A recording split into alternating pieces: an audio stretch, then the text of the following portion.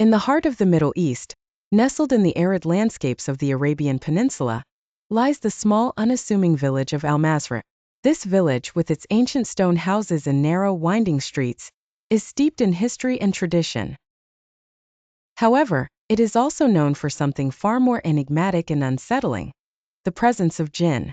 This true story delves into the chilling experiences of the villagers who have encountered these mysterious beings, exploring the profound impact on their lives and community.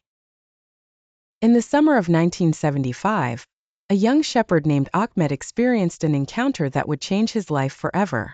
Ahmed was tending his flock near the edge of the village, close to an old, abandoned well that was rumored to be cursed.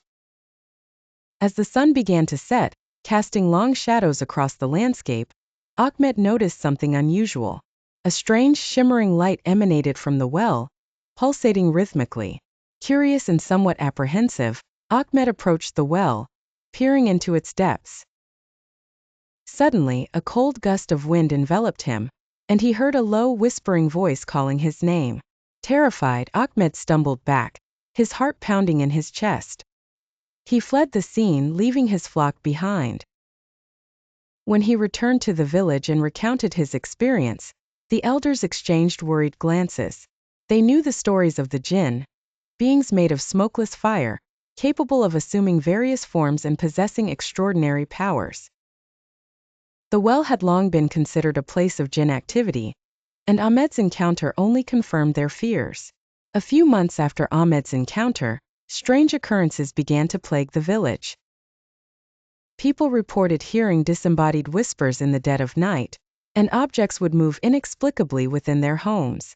One family, in particular, experienced a series of terrifying events that left them deeply shaken. The family of Mustafa and Aisha, along with their 3 children, lived in a modest house on the outskirts of Al-Mazra'a. One night, as they were gathered around the dinner table, the youngest child, Fatima, suddenly began to speak in a voice that was not her own. Her eyes glazed over, and her words were a jumbled mix of Arabic and an unknown language. The family watched in horror as the room grew cold, and the lights flickered. Mustafa, a devout man, began reciting verses from the Quran, hoping to ward off whatever was possessing his daughter. As he did, Fatima collapsed unconscious. When she awoke, she had no memory of the incident. This event marked the beginning of a series of nightly disturbances, with whispers echoing through their home and shadowy figures appearing at the corners of their vision. Desperate and frightened, the villagers turned to Sheikh Omar, a respected Islamic scholar known for his knowledge of the Jinn and his ability to perform exorcisms. Sheikh Omar listened intently to their stories and agreed to help. He explained that the Jinn were often drawn to places of great emotional or spiritual significance, and it was possible that the well and other areas in the village had become focal points for their activity. Sheikh Omar conducted a series of rituals, reciting verses from the Quran and burning special incense to cleanse the affected areas. He also advised the villagers to strengthen their faith and maintain their prayers, as a means of protection against the Jinn. The cleansing rituals seemed to bring some relief to the villagers, but the presence of the Jinn was still felt.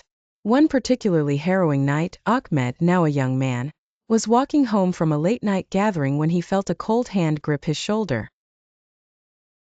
He turned around to see a figure, tall and shadowy, with eyes that glowed like embers.